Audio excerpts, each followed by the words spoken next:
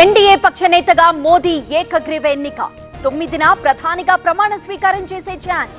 రేపు ఢిల్లీకి బీజేపీ రాష్ట్రాల సీఎంలు. ఎల్లుండి మళ్లీ ఢిల్లీకి చంద్రబాబు, పవన్.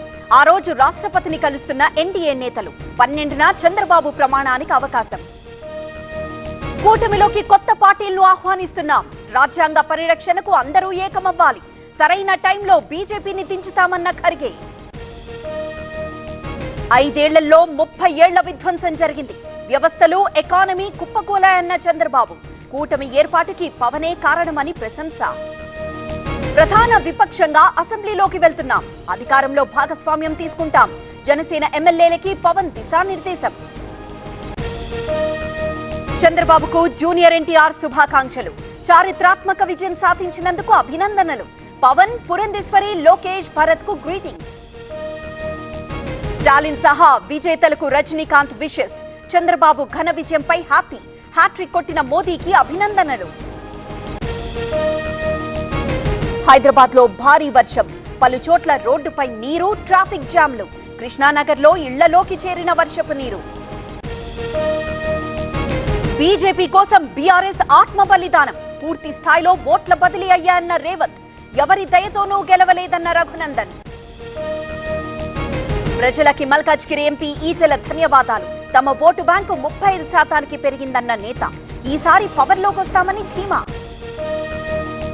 ఏపీ రెవెన్యూ శాఖలో కీలక ఆదేశాలు. కీలక ఫైళ్లను ప్రాసెస్ చేయొద్దన్న స్పెషల్ సీఎస్.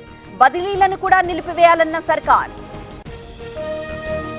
అమరావతి సచివాలయం ఐటీ విభాగంలో తనిఖీలు. ల్యాప్టాప్లు బయటికి తీసుకెళ్లొద్దని ఆదేశం. మంత్రుల నేమ్ బోర్డులు తొలగింపు. ఏపీ అసెంబ్లీని రద్దు చేస్తూ గవర్నర్ నోటిఫికేషన్. సీఎం జగన్ రాజీనామాతో నిర్ణయం. 15వ అసెంబ్లీని రద్దు చేసిన అబ్దుల్ నజీర్. కొనసాగుతున్న గ్రాడ్యుయేట్ ఎమ్మెల్సీ కౌంటింగ్. అర్ధరాత్రి వరకు కౌంటింగ్. రేపు ఫలితం వచ్చే అవకాశం. డిసెంబర్ 9న తెలంగాణ తల్లి ఉత్సవాలు. అదే రోజు సచివాలయంలో తెలంగాణ తల్లి విగ్రహావిష్కరణ. ఉత్సవాలకు సోనియాను ఆహ్వానించే అవకాశం. పాలమూరు అభివృద్ధి కోసమే నా తాపత్రయం. కాంగ్రెస్ డబ్బులు పంచినా గెలిచాను. ఏ పదవి ఇవ్వాలో మోదీ నిర్ణయిస్తారన్న డీకే. మా అసోసియేషన్ నుంచి హేమ సస్పెన్షన్. సభ్యత్వాన్ని పూర్తిగా రద్దు చేసే ఆలోచన. రేపు అధికారికంగా ప్రకటించబోతోన్న అధ్యక్షుడు. చింతలపూడిలో చిరుత సంచారం. ఫారెస్ట్ అధికారుల నిర్ధారణ.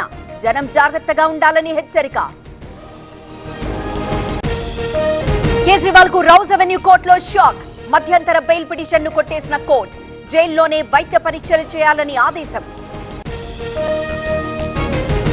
మహారాష్ట్రలో బీజేపీకి తగ్గిన ఎంపీ సీట్లు. డిప్యూటీ సీఎం ఫడ్నవీస్ రాజీనామా.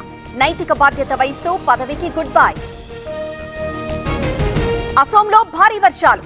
గౌహతిని ముంచెత్తిన వరద. ఇబ్బందులు పడుతున్న జనం.